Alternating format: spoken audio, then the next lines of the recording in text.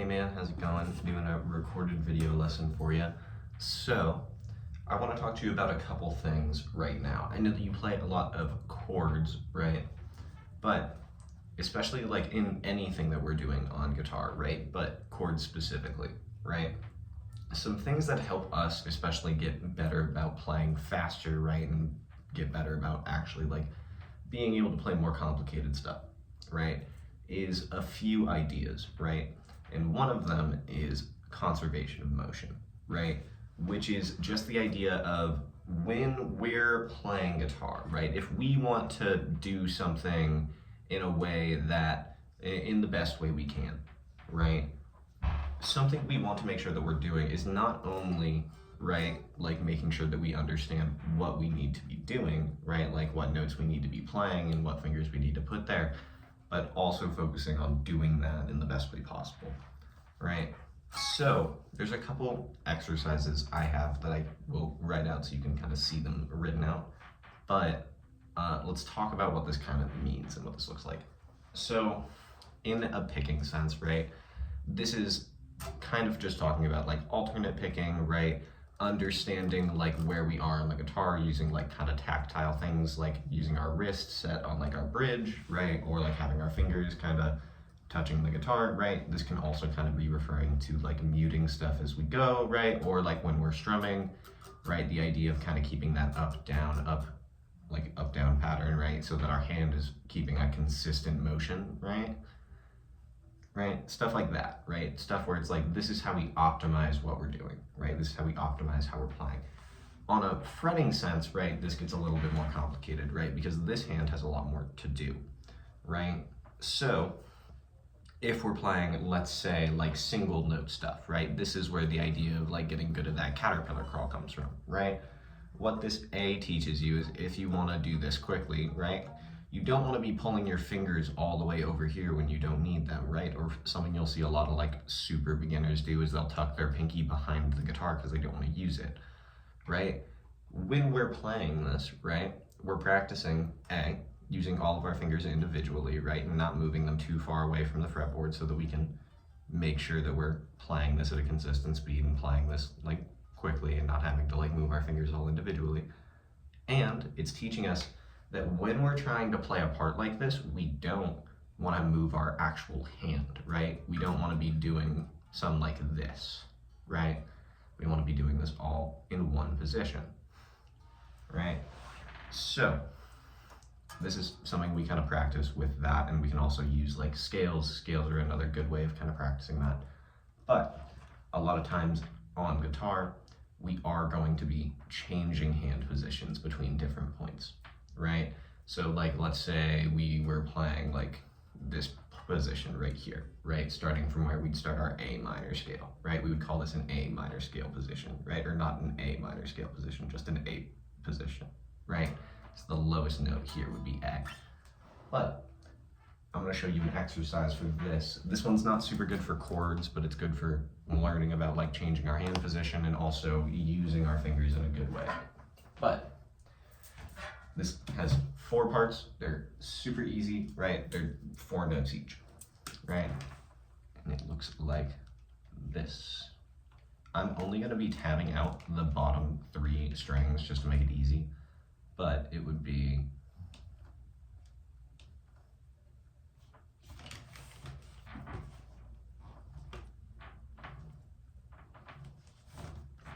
and it looks like this. So it would be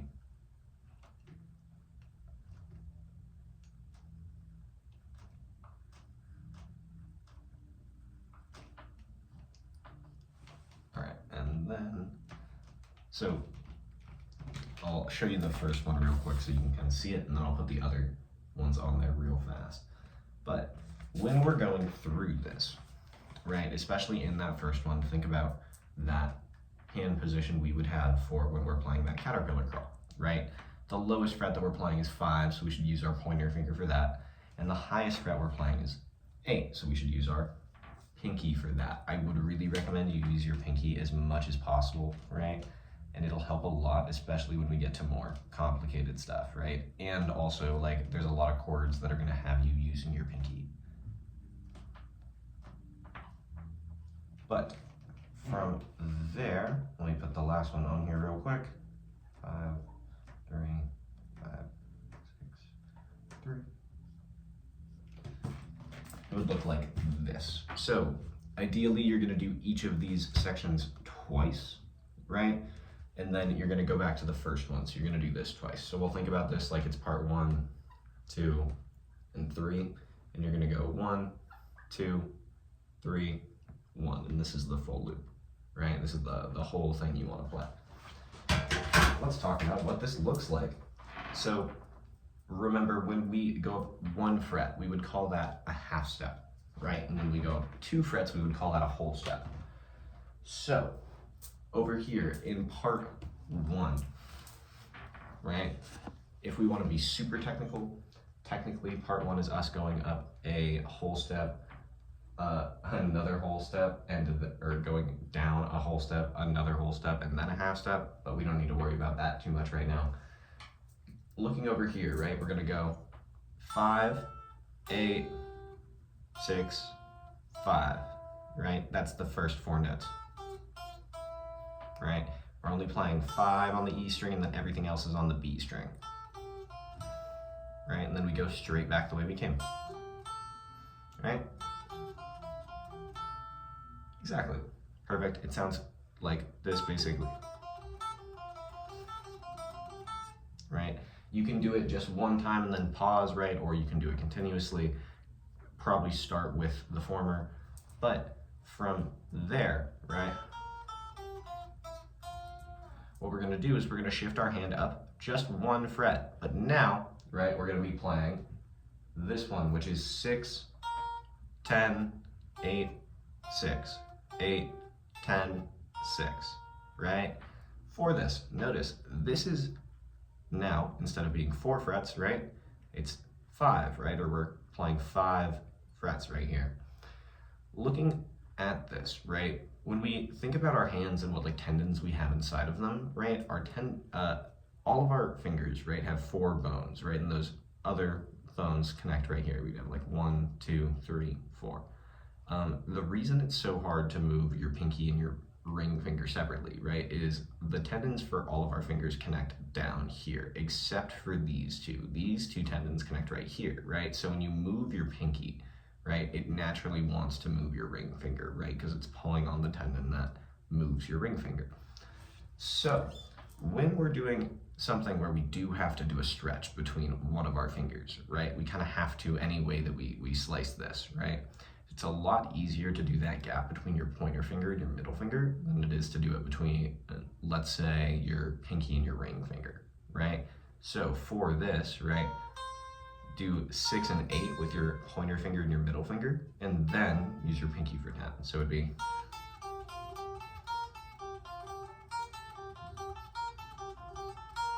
right?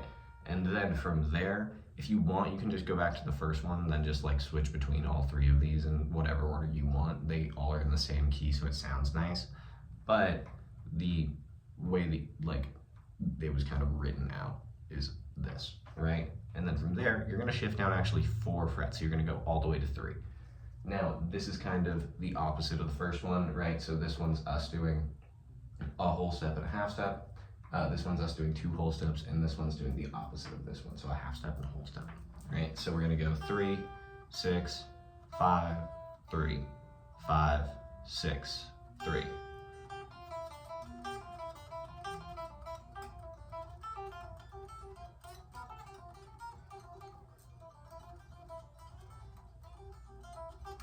Right? Very nice. This one's really good for working on just like moving your fingers separately and also making sure that you're practicing, again, that economics of motion, right? From there, let's talk about one that actually has to do with playing chords and stuff. So this one all kind of revolves around this D chord shape, right? We're gonna take that just like normal D chord shape and we're gonna move it up so it's on the 5th fret, so we actually have enough room to do what we're gonna be doing right here. This one is a little bit of a stretch and really kind of requires you to kind of pay attention to what fingers you're putting where, right? But what we're gonna be doing, right, is we're going to be playing this chord. We're just going to be playing it as those 3 highest notes. Oh, I actually only have to tab out the 3 highest frets for this one as well. This is awesome. But all we're going to be doing is we're going to be moving. We're going to start with the highest string because it's the easiest, but we're going to be moving 1 note up and down in that chord, right? So we start with, the original shape is 5, 6, 5, and then we do 5, 6, 6, and then 5, 6, 8, and then the last one is us doing. I'll write this one out fully.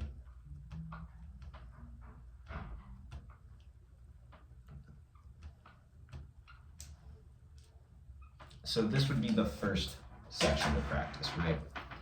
I'll put it close so you can actually see it. It would look like that, right?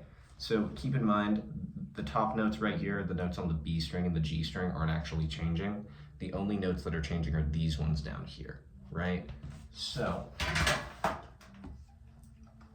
what this is practicing, right, is moving multiple fingers at once, right? And also just practicing like shifting our fingers underneath each other. This chord is pretty small, right? So it's pretty easy for us to change change where our fingers are without having to move very far. But, right, it does take a little bit of thought. So what we're gonna start with is we're gonna be playing 5, 6, and 5, right? Yeah? From there, right, we're gonna lift up our ring finger and we're gonna bring down our pinky. This is really easy, right? So now we're playing 5, 6, 6. Right, so from there, right, our pinky's actually gonna come up to 8, and then our middle finger is actually sitting in a perfect position to just take what our ring finger was playing, right? And then we're gonna go back down, right? For this one, I think it's better to go back to the original shape that you were doing right there, but you can, like some people like just going to their ring finger right here for this one. It's whatever you're feeling, right? Right, so then you go back down, just the same way we came. And then the last one, your middle finger comes up to play where your pointer finger was, and your pointer finger comes back here to play 3, right? For this one, if you want to be crazy, right, or this stretches too hard, you can also switch to your ring finger and your pinky, right? But I've always thought this feels a little bit more comfortable. But all you're doing is you're just walking through that pattern.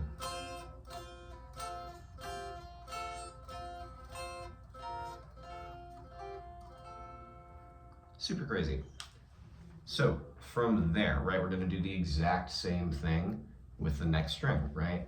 We're gonna start going the other way, right? So that we are going kind of over the same things, but we're just gonna do basically like 5, 6, 5, and then 5, 5, 5, right? This one you can just do as a bar, right? And then from there, we're gonna play 5, 3, 5, and then 5, 5, 5, 5, 6, 5, 5, 8, 5, or 5, 8, 5, and then 5, 6, 5, and then 5, 5, 5. The hardest one in this probably is this one right here, just because you have to reach up and play this note in between 5 and 5, right? But literally, best way to do this, just bar with your pointer finger and then reach up and hold this finger down here, right? Use your pinky for this, right? And then for the next one, I'll write this out real quick, but I'll kind of talk you through it so you can see it. But it looks like this. So we're doing the same thing. Usually you're just switching between 5, 6, 8, and 3. For this one, I actually kind of like taking the higher note and making it 7, right? But it sounds like this. So it would be just like 5, 6, 5, and then 6, 6, 6, 6, 5, and then 7, 6, 5, and then 6, 6, 5, and then 5, 6, 5. And then for this one, you can switch to this if you want, or you don't want to have to pull your pointer finger back like this, right? You're gonna do 3, 6, 5, and then 5, 6, 5.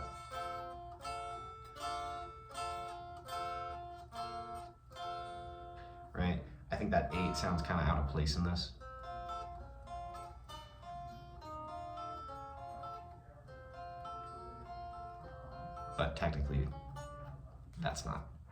do that, right? I think this 6 right here technically is the note that's out of key. Yeah, right? But I like it like that. I think it sounds cool. But those 2 exercises are really nice. Another one, I'll put this on here, but this one's less difficult. This one's really good for practicing barring. The 2 fingers that you would be barring with the most on guitar are gonna be your pointer finger, right? Especially for like bar chords. And then your ring finger, right? Feeling comfortable barring with your ring finger takes those like power chords and makes them way easier, right? Especially a lot of like, and like open chords and stuff, right? You'll see like people just use their ring finger to basically just make things a lot easier when they can bar with it. But from there, right, let me write this out, right? Oh yeah, so what this would look like, right, is it's basically just you going over an A minor scale and you're just playing the 1, the 3, and the 5. You're skipping all the other notes. You're gonna go 1, 2, or 1, 3, 5, 1, 3, 5, 1, 3.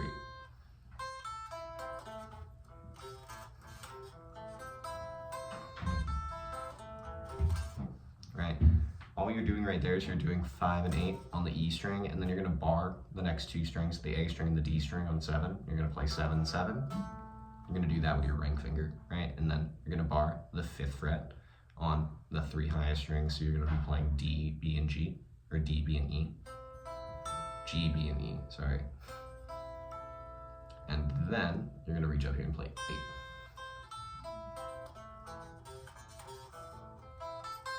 Right?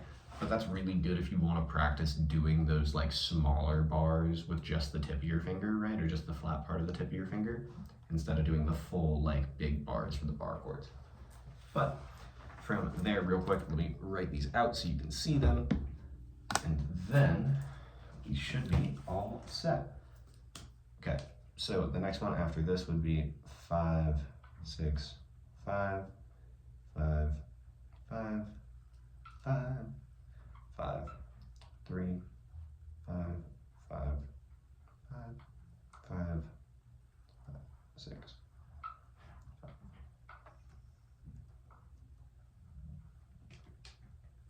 Okay, and then let's do one more.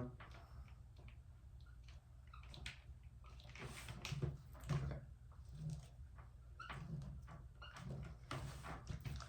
Yeah, and the last one would look like this, so it'd be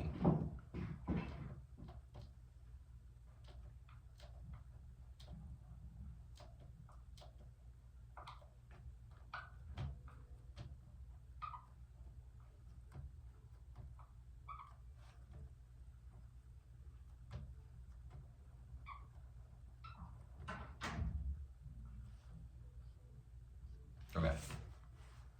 So this is what that full first exercise looks like, and then I'll write the arpeggio out so you can see what that looks like. And then, so when you're practicing all of these, right, something I do want you, the main things I want you to focus on, right? A, alternate picking, right, because that's always something you want to be working on when you're playing guitar.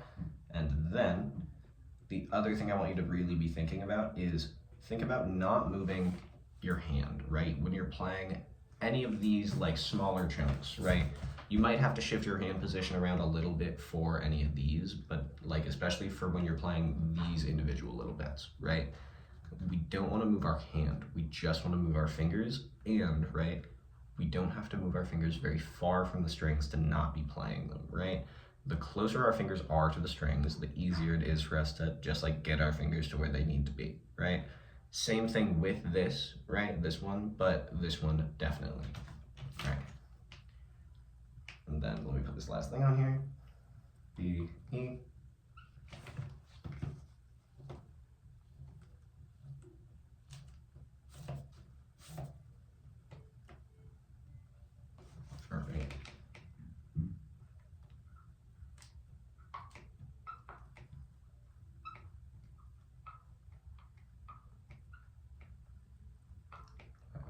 All right.